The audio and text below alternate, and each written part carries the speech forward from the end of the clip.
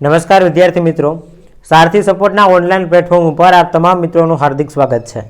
તો આજના આ વિડીયોની અંદર ધોરણ 12 ગુજરાતી વિષય વિભાગ બી વન લાઇનર ક્વેશ્ચન જે એક એક વાક્યની અંદર જવાબ આપવાના એક માર્ક્સની અંદર એ આજે આપણે પાઠ આધારિત વિભાગ બીની અંદર કુલ 4 માર્ક્સના ક્વેશ્ચન આવે છે એ આપણે જોવાના છે। સૌથી પહેલાં અહીંયા આપેલું છે ગદ્ય આધારિત ક્વેશ્ચન છે। દરેક ક્વેશ્ચનનો 1 માર્ક્સ રહેશે અને આમાંથી તમને વધારેમાં વધારે 4 માર્ક્સના ક્વેશ્ચન પૂછાશે। જોઈએ આપણે ભોજાએ રહેઠાણની અંદર શું બનાવ્યું હતું, તો જવાબ આવશે ભોજાએ રહેઠાણની અંદર કૂબો બનાવ્યો હતો। એના પછીનો ક્વેશ્ચન છે એક ઘા અને બે કટકા આ કોનું જીવન સૂત્ર હતું, તો જવાબ આવશે ભોજાનું। ક્વેશ્ચન નંબર 3, બાળપણથી વિનોબાનું મન કયા બે સ્થળે જવા માટે તલસતું હતું, તો જવાબ આવશે બંગાળ અને હિમાલય જવા માટે છે એ વિનોબા ભાવેનું મન છે એ તલસતું। એના પછીનો ક્વેશ્ચન છે વિનોબાએ ગાંધીજીના પ્રથમ દર્શનને શેનો પાઠ મેળવ્યો હતો, તો જવાબ આવશે ગાંધીજીને શાક સમારતા જોઈ અને વિનોબાને શારીરિક શ્રમનો પાઠ મળેલો। એના પછીનો ક્વેશ્ચન છે વિનોબાએ કયા કયા વ્રતનું પાલન બરાબર કર્યું હતું, જવાબ આવશે 3 વ્રતનું પાલન 3 વ્રત છે એનું પાલન કરેલું હતું। અહીંયા વર્ષ લખેલું છે પણ 3 વ્રત આવશે, સત્ય, અહિંસા અને બ્રહ્મચર્ય। આ 3 વ્રત છે એ વિનોબા ભાવેના જીવનની અંદર ઘડાયેલા હતા। એના પછીનો ક્વેશ્ચન છે ઉછીનું માગનારોમાં કયો ગુણ હોતો નથી, તો ઉછીનું માગનારની અંદર કઈ વસ્તુ મંગાય અને કઈ વસ્તુ ન મંગાય આનો વિવેક હોતો નથી, એટલે કહે છે કે આ ગુણ એનામાં નથી જોવા મળતો। 6 ક્વેશ્ચન અહીંયા આપેલા છે। 7મો ક્વેશ્ચન જોઈએ, લેખકે ઉછીનું માગનારા લોકોને કેવા કયા છે, તો જવાબ આવશે કે ભાઈ અપરિગ્રહી, યાચક વૃત્તિવાળા, ધ્રુષ, નિર્લજ અને બેદરકાર કયા છે। કેવા કીધા છે, તો કે ભાઈ પહેલા તો અપરિગ્રહી કીધા છે, યાચક વૃત્તિવાળા, ધ્રુષ્ટ, નિર્લજ અને બેદરકાર આ 4-5 એના ગુણો આપેલા છે। એના પછીનો ક્વેશ્ચન છે લેખિકાએ અમરનાથની યાત્રાએ જવા લીધેલા પાણીદાર ઘોડાના નામ જણાવો, તો એના પાણીદાર ઘોડા છે ને એનું નામ બુલબુલ ને રાજા, નિશાત ને એના અશ્વના ઘોડાના નામ હતા। ત્યાર પછીનો ક્વેશ્ચન છે કાશ્મીરમાં કયા કયા મનોહર સ્થળો છે જે જોવાલાયક છે, તો કાશ્મીરની અંદર વેરીનાગ, સોનમર્ગ, ટુલિયન તળાવ આ બધા સ્થળો જોવા જેવા છે। એના પછી અમરનાથની યાત્રામાં શેનો અવરોધ વિઘ્નરૂપ છે, તો અમરનાથની યાત્રાની અંદર બરફના ડુંગરો ઓળંગવા આ એક અવરોધરૂપ વિઘ્ન ગણી શકાય। એના પછીનો ક્વેશ્ચન છે અમરનાથ યાત્રા કયા સમયગાળામાં સરળ પડે, તો જવાબ આવશે અષાઢ કે શ્રાવણ મહિનાનો સમયગાળો છે એ અષાઢ કે શ્રાવણ મહિનાના સમયગાળામાં અમરનાથની યાત્રા છે થોડીક સરળ પડે। એના પછીનો ક્વેશ્ચન છે યુધિષ્ઠિર કૌરવો સાથેની લડાઈને કોની સાથે સરખાવે છે, તો જવાબ આવશે માંસ માટે લડતા કૂતરાઓની સાથે સરખાવે છે। કોણ, તો કે ભાઈ યુધિષ્ઠિર છે ને, તો કે ભાઈ કૌરવો સાથેની લડાઈને।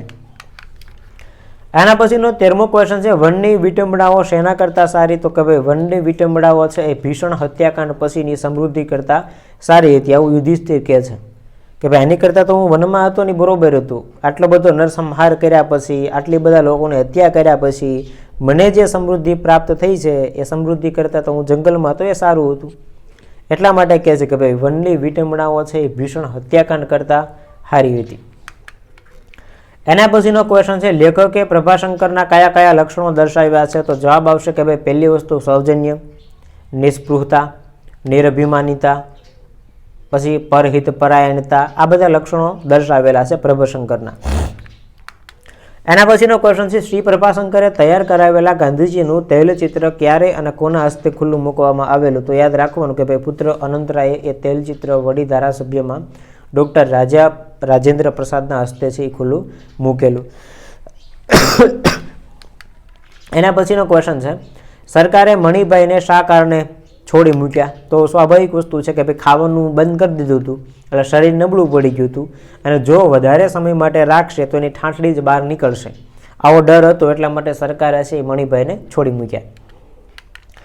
ત્યાર પછી 17મો ક્વેશ્ચન છે હીરાને કયો શોખ હતો, તો સ્વાભાવિક વસ્તુ છે અનહદ દાગીના ઘરેણાઓ છે પહેરવાનો બેહદ શોખ હતો, વધારે શોખ હતો।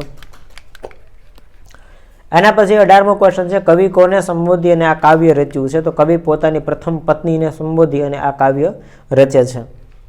એના પછી પાઠ્યપુસ્તકમાં કયું કાવ્ય પત્નીના અવસાન નિમિત્તે રચાયેલું છે, તો છેલ્લું દર્શન। અહીંયા જો કવિ કોને સંબોધીને આ કાવ્ય રચ્યું છે મતલબ કે છેલ્લા દર્શન કાવ્યની વાત થાય છે, તો એના પત્નીને સંબોધીને લખેલું હતું। એના પછીનો 20મો ક્વેશ્ચન છે શ્વેતકેતુના કુળમાં કયો રિવાજ હતો, તો જવાબ આવશે કે ભાઈ યજ્ઞોપવિત લીધા પછી જ ગુરુને ત્યાં જઈ અને વિદ્યા પ્રાપ્ત કરવી આ એમના કુળની અંદર રિવાજ હતો. યજ્ઞોપવિત જેને આપણે જનોઈ ધારણ કરવી એવું કહીએ છીએ. એના પછીનો ક્વેશ્ચન છે અનિરુદ્ધના મતે બિરંજ ક્યાં ઉત્પન્ન થાય છે? તો અનિરુદ્ધ એવું માનતો હતો કે ભાઈ સુવર્ણના કટોરામાં સોનાનું વાસણ હોય ને એની અંદર બિરંજ બને, ચોખા બને, આવું એ માનતો હતો, ત્યાં ઉત્પન્ન થાય એવું કહેતો. એના પછી અનિરુદ્ધ અને એના મિત્રો કઈ રમતમાં લીન થઈ ગયા હતા? તો કે ભાઈ લખોટીની રમત છે એ રમતા હતા અનિરુદ્ધ અને એના મિત્ર, એટલે એમાં લીન થઈ ગયેલા હતા. ત્યાર પછી ક્વેશ્ચન નંબર 23 છે આંબેડકરના પિતા ભોજન પહેલાં શું કરાવતા? તો સ્વાભાવિક વસ્તુ છે કે ભાઈ ભોજન પહેલાં બધાને બેસાડી દોહા ને શ્લોક ને આ બધું બોલાવતા, ગવડાવતા. એના પછી ડૉક્ટર બાબા સાહેબના જીવનની તત્વત્રયી કઈ હતી? તો કે ભાઈ સ્વતંત્રતા, સમતા અને બંધુતા. પાઠનું નામ છે એ પાઠના નામ ઉપરથી જ એની તત્વત્રયી છે નક્કી થયેલી છે. એના પછીનો ક્વેશ્ચન છે ગાંધીજીના પ્રત્યુત્તરની કઈ વાત છે એ વિનોબા ભાવેને સ્પર્શી ગઈ હતી? તો ગાંધીજીની પ્રત્યુત્તરની અંદર એક વાત આપી હતી કે ભાઈ સમાધાન છે એ વાતોથી નહીં જીવનથી થશે. આ વાત છે ને વિનોબા ભાવેને સ્પર્શી ગઈ હતી. એના પછી અનાથ બાળકોની મુલાકાતથી નાયકને નાયિકા વિશે કયો વિચાર આવ્યો? તો પહેલો વિચાર આવ્યો હતો કે ભાઈ આને કેમ પરણાય. બીજો વિચાર આવ્યો તો કોણ હશે, એની માં જરૂર પતિતા હશે, વંશવેલો કેવો હશે. આ બધા સવાલ નાયકના મનમાં નાયિકાને જોયા પછી આવે છે. એના પછીનો ક્વેશ્ચન છે ભોજો કઈ વાતથી દુઃખી હતો? તો સ્વાભાવિક વસ્તુ છે કે ભાઈ એમના બાળકોને શરીર ઢાંકવા માટે પૂરતા કપડાં નહોતા, પૂરતા વસ્ત્ર નહોતા, એટલે આ વાતથી દુઃખી હતો. એના પછીનો ક્વેશ્ચન છે સયાજીરાવ ગાયકવાડે ઘરે આવીને રાણીને શું કીધું? એક વાક્ય કહે છે કે આપણા પૈસા છે ને સાર્થક થયા, પ્રયત્ન એ આપણા સાર્થક થયા, કેમ કે મહાન કાર્યથી મળેલી સફળતા તેમજ મળેલા યશથી આનંદ થયો, આવું એક વાક્ય બોલ્યા હતા. એના પછીનો ક્વેશ્ચન છે બેંક માલિક કેટલું જોખમ ઉઠાવવા માટે તૈયાર થયો? તો સ્વાભાવિક વસ્તુ છે 20 લાખ રૂપિયા, જેને આપણે 2 મિલિયન કહીએ. 20 લાખ રૂપિયાનું જોખમ બેંક માલિક ઉઠાવે છે.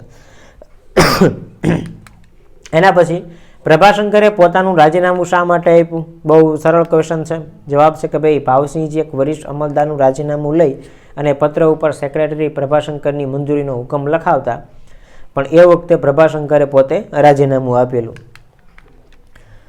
બીજું કેટલું ભણેલી હતી? તો માંડ 4 ચોપડી જેટલું ભણેલી હતી. જવાબ આવશે 4 ચોપડી. એના પછી તો કે ભાઈ લેખિકાએ અમરનાથની યાત્રા શેના દ્વારા કરી? પાણીદાર ઘોડા છે એ પાણીદાર અશ્વ ઘોડા દ્વારા છે એ લેખિકાએ અમરનાથની યાત્રા કરી હતી.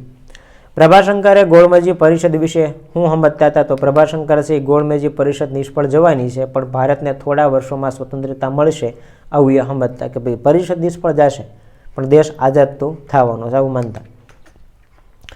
પોતાને ઘેર આવ્યા પછી દેવાને કયા કયા કામ કરવા પડ્યા અને શા માટે? તો કે ભાઈ ઘરે આવ્યા પછી પોતાના વતન મેરુ પરની અંદર ઘણું બધું કામ કરવું પડે છે. કેમ? તો કે ભાઈ ધરતી સાથેનો સંબંધી જોડવા માંગતો એટલા માટે. મિલન અને વિયોગનું સાક્ષી કોણ બન્યું? તો અગ્નિ છે એ મિલન અને વિયોગ છે આ બંનેનું સાક્ષી બનેલું છેલ્લું દર્શન કાવ્ય છે, એના આધારે પ્રશ્ન આપેલો છે. તો અહીંયા 35 ક્વેશ્ચન તમને વિભાગ બીની અંદર એક માર્કની અંદર પૂછાઈ શકે એવા છે, જેની અહીંયા આપણે ડિટેલની અંદર સમજૂતી જોઈ. રાઈટ, વિડીયો પસંદ આવ્યો હોય તો એક વખત લાઇક કરી દેજો, સબસ્ક્રાઇબ કરવાની બાકી હોય ચેનલ તો સબસ્ક્રાઇબ કરી દેજો, અને એપ્લિકેશન ઉપર જોતા હો તો PDF પણ તમે ત્યાંથી મેળવી શકશો.